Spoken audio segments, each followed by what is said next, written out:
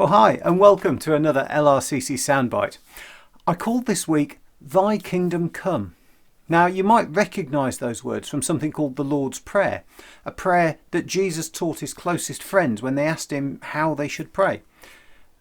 And they didn't really know what to say, so this was part of what Jesus told them. And this line, Thy Kingdom Come, is simply asking God to bring about change, to turn this world that we live in into one that is as God always intended it to be. Back to what it was when it was created, if you like. To turn this world into the very best that it can be. I don't know about you, but I think that's a great prayer. Of course, if we think that's a great prayer and are serious about it, then we need to get fully behind it and do what we can to help bring it about as well. First, we should pray for it. Then we should ask God to show us what we can do about it.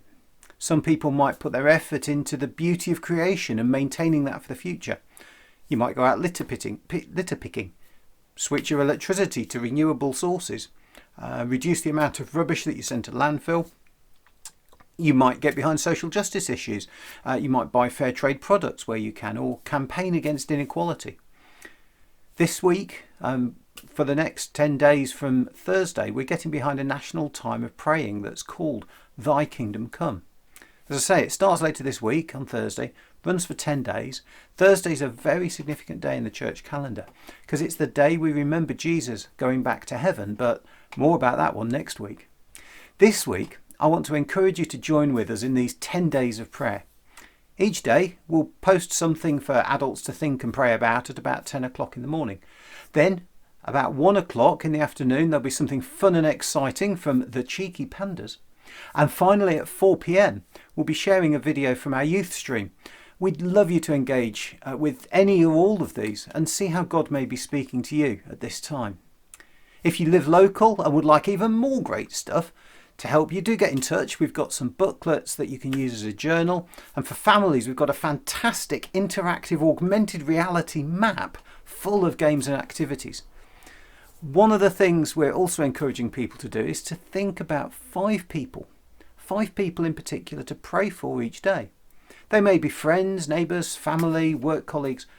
Why not set a reminder on your phone just to take a couple of minutes out each day to remember 5 people and to pray that God will bless them.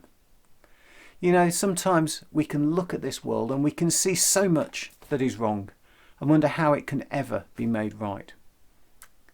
For me, in my little corner of this world, you're probably right. How much difference can I make? But when we work together, all of a sudden so much more can be done. When people with influence start to get behind something, things start to change. When footballers declare that there are things wrong in this world and take a knee before a match in support of Black Lives Matter, people notice and attitudes start to change. Now, when the person of influence behind you is God, the God who created the entire universe, can things change? Absolutely they can. All God calls on us to do is to play our little part and leave the rest to him. So let's pray, Thy Kingdom Come. Let's pray for 5 people who really matter for us. And let's ask God to show us what he wants us to do in the plan to turn this world away from the wrong we see and become the place that God created it to be. God bless you. See you next week.